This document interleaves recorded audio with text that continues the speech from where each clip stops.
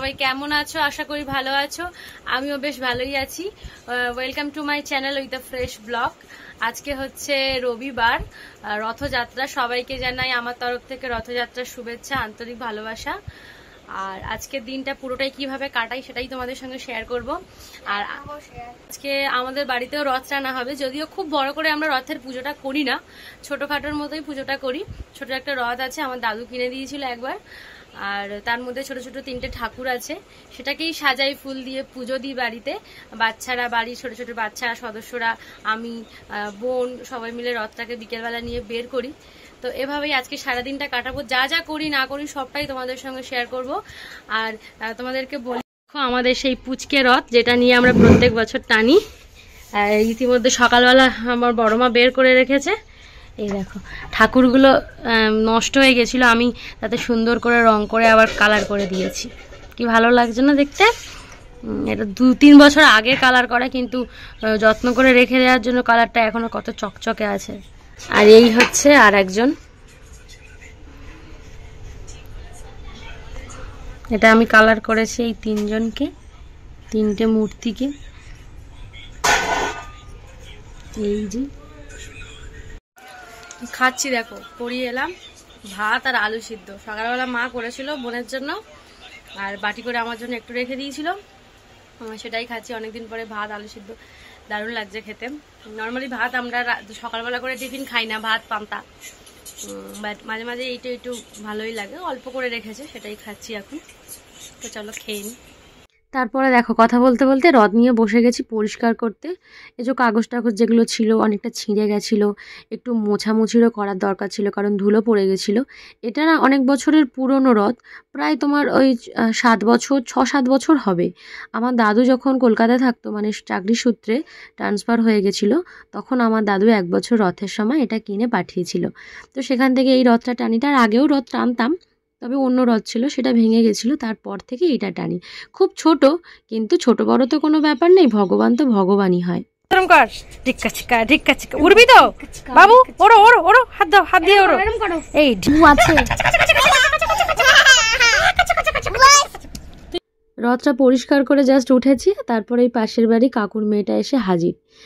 মানে বাচ্চাদের আনাগোনা লেগেই থাকে, তোমরা দেখেছো। আর ওর পায়ে দেখো ঘুঙুর বেঁধে দিয়েছে ওর মা, কারণ ও এত দৌরাত্ম করে, মানে চারিদিকে খালি দৌড়ে বেড়ায়। আর পুকুর টুকুর আছে তো, ওই জন্য খেয়াল রাখার জন্য ঘুঙুরটা বাঁধা, যাতে যেখানে যায় আর কি ওর মা বুঝতে পারে।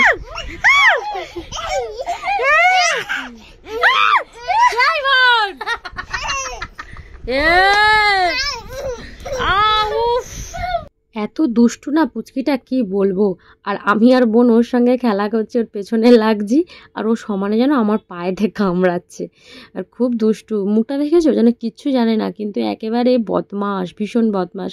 তো খুব ভালো লাগছিল, আদর করছিলাম ওকে। রথের জন্য বিভিন্ন রকম ফুল টুল বানাবো, কারণ সকালবেলা বাজারে যাওয়া হয়নি।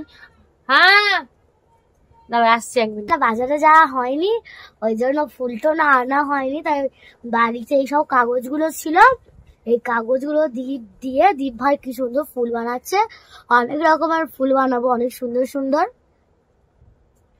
খুব সুন্দর হবে। আর রথটাকে পুরো ফুলে সাজিয়ে দেবো। তো সব আসবে, তোমরা দেখতে থাকো। দেখো বলছিলাম না ফুল বানাবো, বসে গেছি ফুল বানাতে।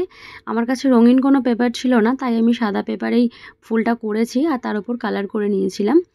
তো যেরকম পেরেছি বানিয়েছি, কিন্তু বেশ সুন্দরই হয়েছিল ফুলটা। অনেকটা সময় লেগে গেছিলো, একা হাতে সবটা করেছিলাম, সেজন্য তো যতটা পেরেছি করেছি।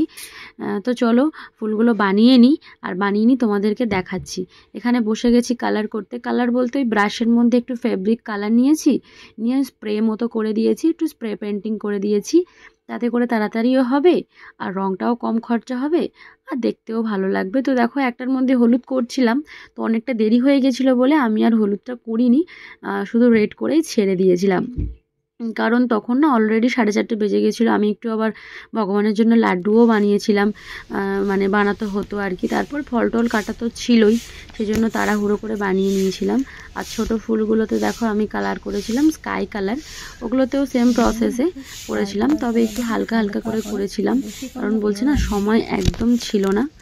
তো চলো এগুলো কমপ্লিট করে নিয়ে তোমাদেরকে দেখাচ্ছি অ্যাট লাস্ট মানে ফাইনাল কিরকম দেখতে হলো সবগুলো ফুল। এই দেখো কি সুন্দর লাগছে না দেখতে, আর একটু কালার হলে আরেকটু ভালো লাগতো হয়তো, কিন্তু ভীষণ সুন্দর আমার তো ভীষণ মানে ভালো লেগেছিল। ওগুলোই দিয়ে সাজিয়েছি। আর এখানে দেখো আমি ফ্রেশ হয়ে জামা কাপড় ছেড়ে নিয়েছি ফল কাটার জন্য। শসা, পেয়ারা, আম, তারপর মুসাম্বি, লেবু এগুলোই ছিল। ফলের মধ্যে জাম, 5 রকম ফল দিয়েছিলাম আর মিষ্টি দিয়েছিলাম। তার সাথে তো তোমাদেরকে বললাম যে আমি ভগবানের জন্য একটু অন্যরকম ধরনের একটা লাড্ডু বানিয়েছিলাম, খুব চটজলদি বানানো যায় আর খেতেও ভালো লাগে। আর দেখো এবারে আমি শশাগুলো পিস পিস করে কেটে নিচ্ছি। আর একটু কিছু বানানোর ইচ্ছা ছিল জানো তো, রথের মেলা একটু ছানার জিলিপি হলে, একটু পাঁপড় ভাজা হলে বেশ জমে যায়। সেগুলো কিন্তু আর বানানো হয়নি, কারণ সময়টা খুব কম ছিল আর সারাদিন রান্নার ভিডিও করতেই আমার কেটে গেছিলো সময়, কারণ ইউটিউবে তো দিতে হবে, সেজন্য প্রতিদিন তো একটা করে প্রায় শ্যুট করতেই হয়। তো চলো ফলগুলো সুন্দর করে কেটে নিই। এখানে দেখো আমি লেবু কেটে নিচ্ছি, বললাম মুসাম্বি লেবু। আর তার সাথে দেখো এখানে আমও আছে, আমগুলোও পিস পিস করে কেটে নিই। পেয়ারাও আছে তার সাথে। আর আমার বোন দেখো, ও একটা কুর্তি কাটিয়ে দিয়েছিলাম 2 বছর আগে, সেটাই ও পড়েছে 2 বছর পর। তখন হতো না, মানে হতো না বলতে তখনটা একটু মোটা ছিল, যার জন্য হতো না।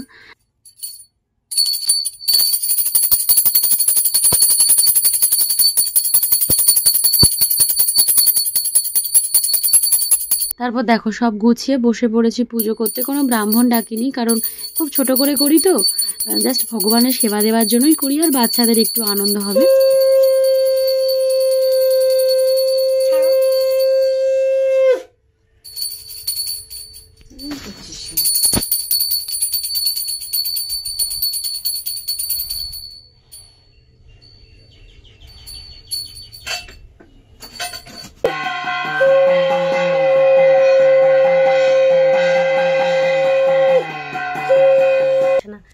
পুজো কমপ্লিট হয়ে গেছে ঠাকুরের।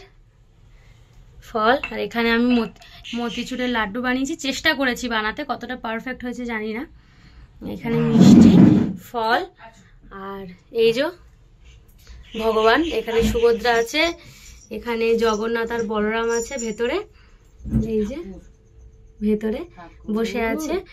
দেখো ফুলগুলো যে বানিয়েছিলাম কত সুন্দর করে সাজিয়েছিলাম নিজের হাতে। এই হচ্ছে আমার ছোট্ট একটা রথের ফাইনাল লুক। কেমন লাগছে অবশ্যই জানিও। কিছুক্ষণ পর প্রসাদ তুলে তারপর বাচ্চাদেরকে ডেকেও নিয়েছি। এসব কাকু, খুড়তো জ্যাঠতো সব কাকুদের ছেলে মেয়ে আর আমার বোন, এই সবাইকে একটু টিপও দিয়ে দিচ্ছি। রথটা নিয়ে এবার বেরিয়েছি, একটু টানা হবে রথটা, রাস্তার দিকে যাওয়া হবে। তোমরা তো জানো আমাদের ইটের রাস্তা আছে এপাশে, আর আমাদের বাড়ির উল্টো দিকে একটা ঢালাই রাস্তাও আছে। তো সবাই মিলে বেরিয়েছি দেখো রথটা আনবো বলে। আবার বলো, আবার বলো, ও চিৎকার করে বল, বল জয় জগন্নাথ।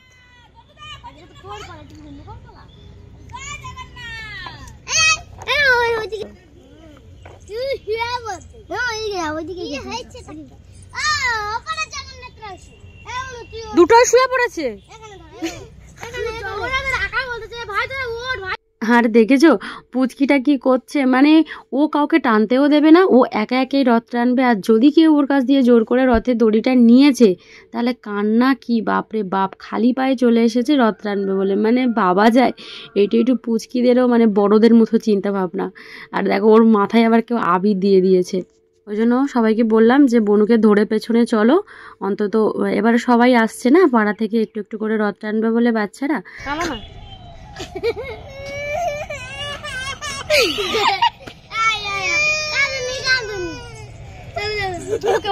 জম্বি কর, ভালো করে কর, হ্যাঁ ভালো করে কর। এই মুখে আওয়াজ করবি তো। ছেড়ে দে, ছেড়ে দে, ছেড়ে দে, ছেড়ে দে, ছেড়ে দে, ছেড়ে দে, ছেড়ে দে, ছেড়ে দে।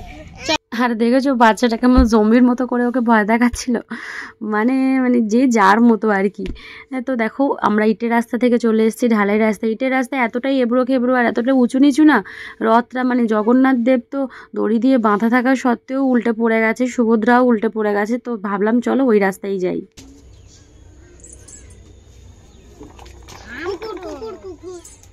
চলো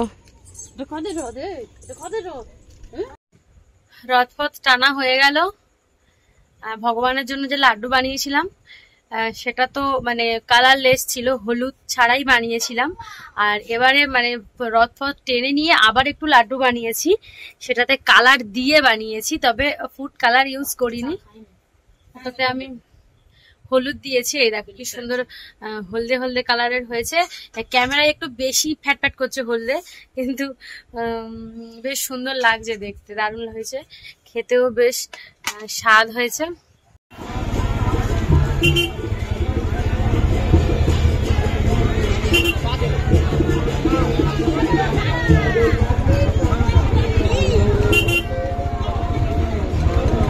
তারপর বেরিয়েছিলাম একটু বাইরের দিকে, ওই একটু রথ দেখতে আর কি, তবে মেলায় যাইনি, গিয়েছিলাম আমার একটা বন্ধুর দোকানে। আমার একটা বন্ধুর নতুন দোকান করেছে, তো সেই দোকানেই গেছিলাম। আমার একটা পুরনো বান্ধবী এসেছে, ওর সঙ্গে দেখা হলো, তো ওর সঙ্গেও ওকে নিয়ে এলাম। এই যে আমার বান্ধবীর নাম শ্রেয়া, ও আমরা একসাথে স্কুলেই পড়তাম, তো এখন অন্য জায়গায় থাকে। দেখো কি অবস্থা, মানে রথের তো সবাই নাচানাচি করছে। তো যাই হোক, আজকে সারাদিনটা এভাবেই কাটালাম। তোমরা কিভাবে আজকে রথটা এনজয় করলে সেটা অবশ্যই আমাকে জানিও। ভালো লাগলে একটা লাইক করে দিও, চ্যানেলটাকে সাবস্ক্রাইব করে পাশে থেকো। ভালো থেকো সবাই, টাটা।